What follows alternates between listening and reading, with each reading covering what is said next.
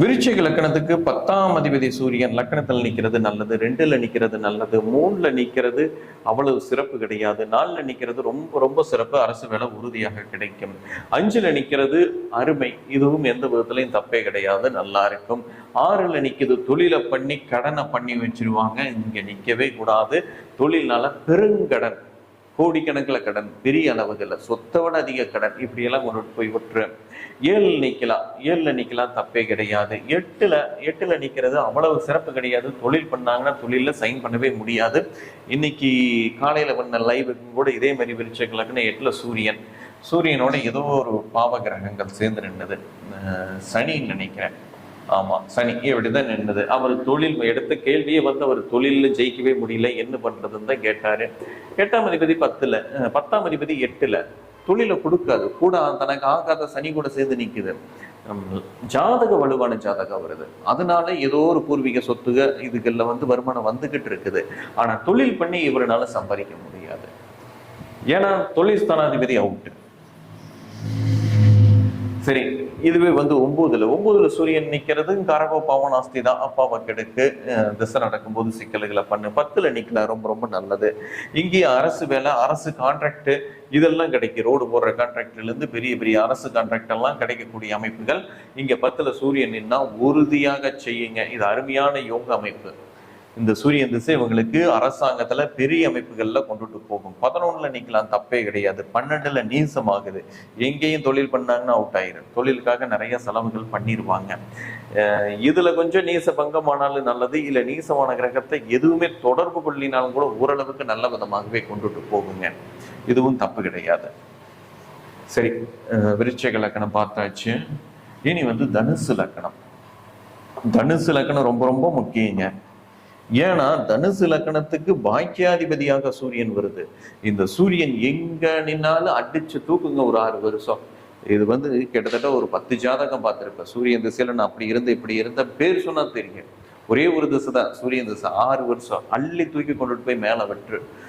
எங்க அவங்க பேர் சொன்னாலும் தெரிகிற அளவுக்கு அந்த முன்னேற்றம் இருக்கு. அதுக்கப்புறம் அந்த அடுத்தடுத்த சந்திர திசை செவ்வாய் திசையில யோகமா நின்றுதுன்னா அது அப்படியே லைஃப் போயிரு, இல்லைன்னா இறக்கத்தை கொடுக்கு. இந்த சூரியன் வந்து தனுசு லக்கணத்துக்கு மட்டும் மிகப்பெரிய யோகத்தை செய்யுங்க. லக்கணத்துல நின்றுனா அபாரமா செய்யும், 2ல நின்றுதுனால ரொம்ப ரொம்ப அபாரமா செய்யும், இங்க கொஞ்சம் சுமாரா செய்யும்.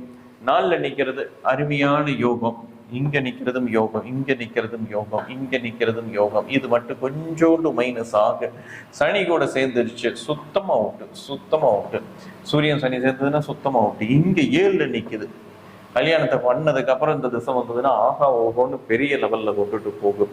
8ல நிக்கிறது மைனஸ். சுபர் பார்த்ததுன்னா அதுவும் பெரிய பிளஸ் ஆகவே மாறும். சுபர் பார்த்ததுன்னா பெரிய பிளஸ். 9ல நிற்குது அருமையோ அருமை. இந்த திசை வந்து அருமையா லைஃபை கொண்டுட்டு போகும். 10ல நிற்கிறது ரொம்ப ரொம்ப அருமை, அதுவும் அருமையான லைஃபுகளை கொடுக்கும். 11ல நிற்கும் போதும் நல்லா இருக்கு. 12ல மறையும் போதும் கூட அப்படி ஒன்றும் பெரிய கெடுபலங்களை செஞ்சிடாதுங்க.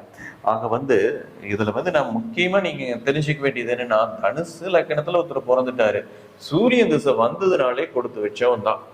நீங்க 2-3 பாயிண்டை மட்டும் வச்சுக்கோங்க. 3ஆம் இடத்துல, 6ஆம் இடத்துல, 8ஆம் இடத்துல, இந்த இடங்கள்ல மறைஞ்சு சனி செவ்வாய் தொடர்புல, ராகு தொடர்புல இருந்தால் மட்டும்தான் அந்த திசை வேலை செய்யாதே ஒழிய மற்றபடி எப்படி இருந்தாலும் நல்லா இருக்குங்க. தனுசு லக்கணத்துக்கு சூரியன் ஒரு வரப்பிரசாதம் தான் சொல்லணும். சரி, அடுத்தது வந்து மகர லக்கணம். மகர லக்கணத்துக்கு 8ஆம் அதிபதிங்க சூரியன். இது எங்க நின்னாலும் இடைஞ்சல். அப்படியே தனுசு லக்கணத்துக்கு ஆப்போசிட், எங்க நின்னாலும் இடைஞ்சல். லக்கணத்துல நின்னாலும் இடைஞ்சல், 2ல நின்னாலும் இடைஞ்சல், 3ல நின்னா ஓகே, 4ல நின்னா ரொம்ப ரொம்ப இடைஞ்சல், 5ல நின்னாலும் இடைஞ்சல், 6ல நின்னா ஓரளவுக்கு ஓகே. 7ல நிக்கவே கூடாது, 8ல நின்னதுனாலும் கூட ஓகேங்க, ஓகே. சொந்த வீட்டில் அப்புறம் 8ஆம் அதிபதி 8லையும் கொண்டு நிற்கலன்னா அப்புறம் எங்க கொண்டு போய் வைக்கிறது? கட்டத்தொட்டு வெளியே தான் வைக்கணும். 8ல நிற்கலாம், தப்பே கிடையாது. 9ல ஆகவே ஆகாது. 10ல நீசமாகுது, ஓகேங்க. நீச பங்கமாகாம இருந்ததுன்னா இது ஓகேவா கொண்டுட்டு போகுங்க, நல்ல தொழில பெருசா போய் கொண்டுட்டு போகும். சரி, இங்க 11ல ஓரளவுக்கு ஓகே, 12ல அதுவும் ஓரளவுக்கு ஓகே தான், இருந்தாலும் இந்த ரெண்டுமே மைனஸ் இல்லாம இருக்காது, ஒரு நியூட்ரலாக இருக்குங்க. ஓகேங்களா? சரி, மகர லக்கணம் முடிஞ்சது. அடுத்தது கும்ப லக்கணம்.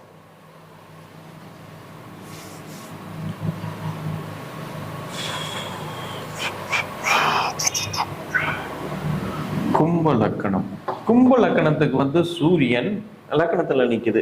துணை மில்லுதல ரொம்ப பாசா அக்கறையா கேரிங்கா இருப்பாங்க. 7ஆம் அதிபதி லக்கணத்துல நிற்கும் போது ரொம்ப ரொம்ப நல்லது. 2ல நிக்கல ரொம்ப ரொம்ப நல்லது. 3ல மறைஞ்சாலும் உச்ச பலத்தோட நிக்கிறது நல்லது. 4ல நின்னாலும் ஓகே, தப்பே கிடையாது. 5லயும் நிக்கலாம், தப்பே கிடையாது. 6ல நிக்க கூடாது, இது ஒரு மைனஸ். 7ல நிக்கலாம் நல்லது. 8ல நிக்க கூடாது, மைனஸ். 9ல நீசமானாலும் இங்க வந்து ஓரளவுக்கு ஸ்தானம் அந்த 9ங்கிற திரிகோண அமைப்புகள்ல வர்றதுனால இது கொஞ்சம் ஓகேவாக இருக்குங்க. இன்னொன்னு ஏதோ ஒண்ணு நீச பங்கத்துல வந்துச்சுன்னா ரொம்ப சூப்பராகவே இருக்கு. 9 கவலைப்பட வேண்டியது இல்லை, நல்லாவே இருக்கு. சரி, 10ல திக்பலம் ரொம்ப ரொம்ப சூப்பர். 11ல தப்பே கிடையாது, நல்லா இருக்கு. 12ல தாராளமாக நீக்கலாம். 12ல நிக்கிறது துணை இடத்துல வந்து கொஞ்சம் சங்கடங்கள் இருந்து கொண்டே இருக்கும். 7ஆம் அதிபதி 12லிங்கும் போது துணை இடத்துல எப்போதும் ஒரு சங்கடங்கள் வருத்தங்கள் இருந்து கொண்டே இருக்கும். சரி, மீன் லக்கணத்துக்கு சூரியன். சூரியன் லக்கணத்துல நின்னா சுத்த அவுட்டு. இவங்களுக்கு குழி தோண்டி உள்ள போய் கொண்டுக்குவாங்க, அந்த மாதிரி பண்ணுவாங்க. ஏதோ ஒன்று தேவையெல்லாம் இவங்களே போய் சிக்கிக்குவாங்க. 2ல குடும்பத்துல எந்நேரம் பார்த்தாலும் சண்டை சச்சரவுன்னு ஓடிக்கிட்டே இருக்கு. 3ல கூட பிறந்தவங்க கூட சண்டை சச்சரவுகள் இடைஞ்சல்கள் இப்படி எல்லாம் பண்ணு. 4ல வீட்டு மேல கடன் வம்பு வழக்குகள் இடைஞ்சல்கள் இப்படி எல்லாம் பண்ணு. 5ல பூர்வீக சொத்துக்கள்ல வம்பு வழக்கு, பிள்ளைகளே நம்மளை வெறுக்கக்கூடிய ஒரு அமைப்பு, இந்த மாதிரி எல்லாம் செய்ய. 6ல தப்பு இல்லை, நல்லதுதான். 7ல துணை இடத்துல என்ன ஆரம்பித்தாலும் சண்டை அடிதொடி பஞ்சாயத்து இப்படியே போகும். 8ல தப்பு இல்லை, நிக்கலாம். 6ஆம் அதிபதி 8ல நிக்கிறது ரொம்ப ரொம்ப நல்லது. இங்க சுபர் பார்த்துச்சுன்னா இவங்க அரசு வேலையில கண்டிப்பாக வருவாங்க சூரியனுடைய திசையில, நான் சொன்ன வழிகள்ல. சரி, 9ல அப்பா கூட ஒத்தே வராது. இது காரக பாவனாஸ்திய செஞ்சேதான் தீரும். இங்க சூரியன் என்ன, இங்க சனி, இங்க செவ்வாய். சூரியன் திசை சனி புக்தி செவ்வாய் புக்தி அப்பாவை இழக்க வைக்கும், உயிர் ஆபத்தை கொடுக்கும். இங்க மாறணும்னா சுபர் பார்வை சுபர் சேர்க்கை இருந்தால் மாறும், இல்லைன்னா மாறாது. சரி, 10ல தொழிலை பண்ணி கடன்ல போய் மாட்டிக்குவாங்க. தொழிலே இவங்க பண்ணக்கூடாது, பண்ணாங்கன்னா கடன்ல போய் மாட்டிக்குவாங்க. சுபர் பார்வை இருக்குன்னு இல்லை 6ஆம் வீட்டுல சுபர்கள் நிக்கணும். 11ல 6ஆம் அதிபதி 11ல நிக்கலாம், தப்பில்லை. 12 இதுவும் கடனை கொடுத்தே தான் தீரு. சில சமயம் அரசு வேலையை கொடுத்து சென்ட்ரல் கவர்மெண்ட் வேலையை கொடுக்கக்கூடிய ஒரு அமைப்பு தான்.